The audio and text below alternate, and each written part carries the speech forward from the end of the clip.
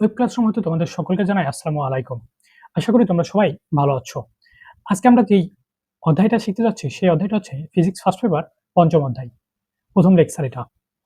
এই অধ্যায়টা বেশ গুরুত্বপূর্ণ। এই অধ্যায় থেকে প্রতি বছরই প্রশ্ন এসে থাকে।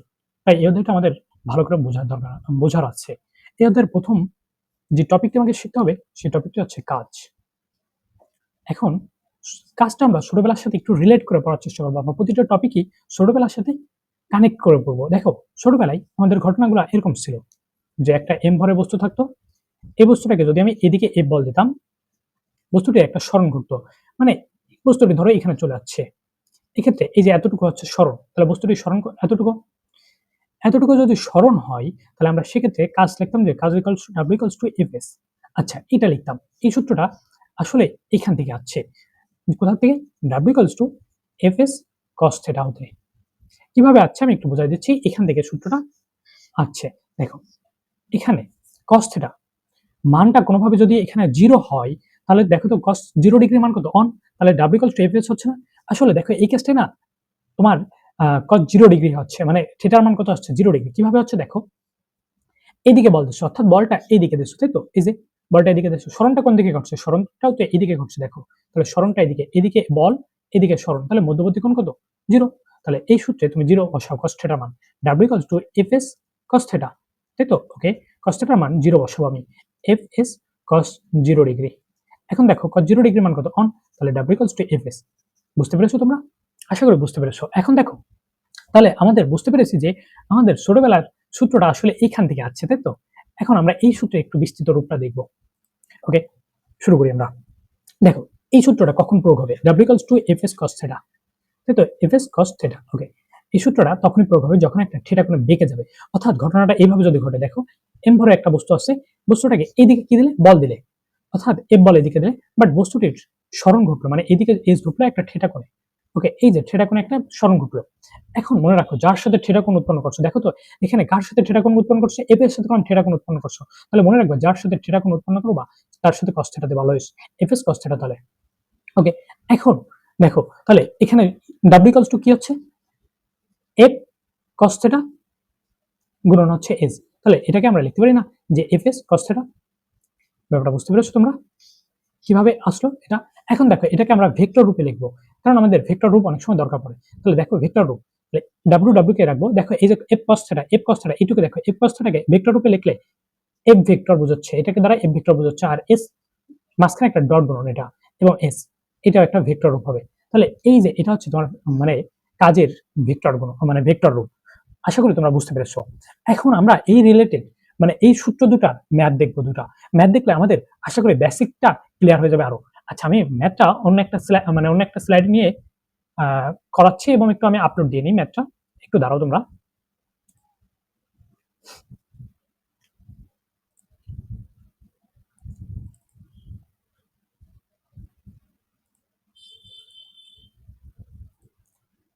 দেখো, আশা করি তোমরা ম্যাথটা একটু দেখতে পারছো, যদিও হয়তো একটু কষ্ট হতে পারে দেখতে, আমি তবে একটু কষ্ট করে বোঝার চেষ্টা করো, আমি বুঝাই দিচ্ছি আবার। দেখো, একটি কণার উপর এফ, মানে এখানে ভেক্টর আকারে লেখছে, এফ ভেক্টর দিয়ে আসছে কত? 3i মাইনাস 2j প্লাস কে নিউটন বলের ক্রিয়ার কণাটি মাইনাস অন অন এবং 2 অবস্থান হতে অন মাইনাস অন 3 অবস্থানে সরে গেলে কিছু কাজ করতে। অর্থাৎ আমি তোমাকে একটু বোঝাচ্ছি। ধরো এই একই জিনিসটাই বোঝার চেষ্টা করো। এই যে এম ভরের বস্তুটা এখানে ছিল, তাই না? এটা এই বস্তুটার উপর কি বল দিচ্ছে? এফ বল দিচ্ছে। এই এফ ভেক্টর আকারে দিচ্ছে এটা। এই এফ ভেক্টর একটা মান দিয়ে আছে। এই বস্তুটা প্রথম হচ্ছে ছিল হচ্ছে কোন বিন্দুতে? এই যে একটা এই বিন্দু ছিল মাইনাস অন অন এবং হচ্ছে 2। এই বিন্দু হতে সরে গেছে এখানে গেছে। দেখো, সরে মনে করো এখানটাই চলে গেল। তাহলে এই বিন্দুটা কত? এই বিন্দুটা হচ্ছে দিয়ে আছে অন মাইনাস অন এবং হচ্ছে 3। অর্থাৎ সরণ, দেখো তো সরণ কতটুকু? আমরা যদি এই যে পরের অবস্থান থেকে এই অবস্থানটা যদি বিয়োগ করে দিই তাহলে আমরা কি সরণ পাবো না? মানে এই যে এতটুকু সরণ হয়েছে, ঘটনাটা এটাই তো বোঝাচ্ছে যে এতটুকু সরণ। পরেরটা মানে এটাকে ভেক্টর রূপে আগে বানাই নেবো। দেখো, এখানে ভেক্টর রূপে বানাই নাও। এটাকে ভেক্টর রূপে বানাবা কিভাবে? ভেক্টর রূপে বানানো এবং ভেক্টরটা তোমরা বিস্তৃতভাবে শিখবা ভেক্টর চ্যাপ্টারে। এটা আমি শিখাই দেবো। আপাতত ভেক্টর আকার বানানো শিখো। কিভাবে বানাবা? এখানে অনাই দেবা, মাইনাস অন জে, এখানে ক্যাপ দিতে হবে, ঠিক আছে? এবং প্লাস হচ্ছে 3k। এটা হচ্ছে ভেক্টর রূপে গেল। এটার ভেক্টর রূপ বানাই নাও। Okay, minus one i plus one j plus হচ্ছে 2k। ওকে, এখন এফ এটা তো দিয়ে আছে তাই না, এটা একটু মাইনাস ওয়ান হয়, ঠিক আছে, একটু বুঝে নিও, একটু মিশে গেছে। ওকে, এটা গেল। তাহলে দেখো এখন এখন একটা এফ বল দিয়ে আছে না তোমার, এখানে নিচের একটু লিখে নাও এফ বল। তাহলে আগে এফ ভেক্টরের এটা দিয়ে আছে, দেখো এই মানটা দিয়ে আছে কত, 3i মাইনাস 2j এবং হচ্ছে প্লাস কে। ওকে, তাহলে আমরা দেখো ভেক্টর রূপে কি শিখছি, W equals to F vector minus dot গুণন এস। ওকে, তাহলে দেখো এসটা কিভাবে পাবো, এখান থেকে আগে এটা থেকে এটা বিয়োগ করলে আমি এস পাচ্ছি। কিভাবে বিয়োগ করো, তাহলে দেখো অন আই, এখানে মাইনাস আছে সামনে, সো এটা প্লাস হয়ে যাবে অন আই। আই এর সাথে আই করতে হবে, জে এর সাথে জে করতে হবে, কে এর সাথে কি করতে হবে, এটা বিস্তৃতভাবে শিখবা ভেক্টর চ্যাপ্টার যখন করাবো। ওকে, দেখো পরেরটা হচ্ছে মাইনাস অন জে, তাহলে এখানে মাইনাস অন জে হয়ে যাবে যেহেতু বিয়োগ করব। পরেরটা হচ্ছে প্লাস 3k, বিয়োগ করলে মাইনাস 2k হয়ে যাচ্ছে। তাহলে কত হচ্ছে দেখো, এখানে অন অন যোগ করলে 2i।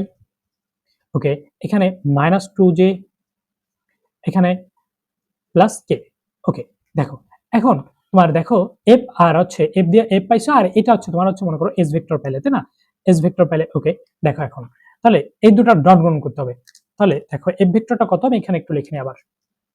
এফ ভেক্টরটা দিয়ে আসছে 3i মাইনাস 2j এবং কে। ওকে, 3i মাইনাস 2j প্লাস কে, এটাই দিয়ে আসছে। ওকে, তাহলে দেখো এই দুটো ডট গুণ করবো, W equals to F vector dot গুণন এস ভেক্টর। তাহলে দেখো এফ কত, লেখো minus 3i minus 2j plus হচ্ছে কে, ডট গুণন এস হচ্ছে 2i মাইনাস 2j এবং প্লাস কে। আচ্ছা, আপাতত মনে রাখো ডট গুণনটা কিভাবে করতে হবে, ডট গুণনটা আই এর সাথে আই গুণ করবা, এখানে আইটা আর থাকবে না, মানে আমি একটু বোঝাচ্ছি আগে। দেখো আই এর সাথে আই গুণ করবা, জের সাথে জে গুণ করবা, কে এর সাথে কে গুণ করতে হবে, কিন্তু এখানে এই আই জে কে এই রাশিগুলো আর থাকবে না। মানে দেখো আই এর সাথে আই গুণ করলে মানে এই যে 3 আর এখানে 2, এখানে গুণ করলে 6 হয়ে যাচ্ছে, কিন্তু এই আই আইটা গুণ হচ্ছে, বাট আই আই গুণ করলে হচ্ছে অন হয়ে যাচ্ছে, তাই আর এটা লেখা লাগবে না, এটা ভেক্টর চ্যাপ্টারে যায় ক্লিয়ার হয়ে যাবে তোমরা। দেখো এখন -2 আর -2, তাহলে মাইনাসে মাইনাসে প্লাস 4। এখন দেখো প্লাস অন, এটা মানে অন বোঝাচ্ছে, আর এখানেও মানে অন বোঝাচ্ছে, তাহলে অন অন গুণ করলে প্লাস অন, টোটাল হচ্ছে 11। কাজ কত, 11 জুল। ওকে, ব্যাপারটা তোমরা কি বুঝতে পেরেছো? আশা করি বুঝতে পেরেছো। এরপর আমি আরেকটা অঙ্ক করাচ্ছি, আমি আরেকটা অঙ্ক তোমাদের আপলোড দিচ্ছি, মানে একটু ইনক্লুড করে নিই।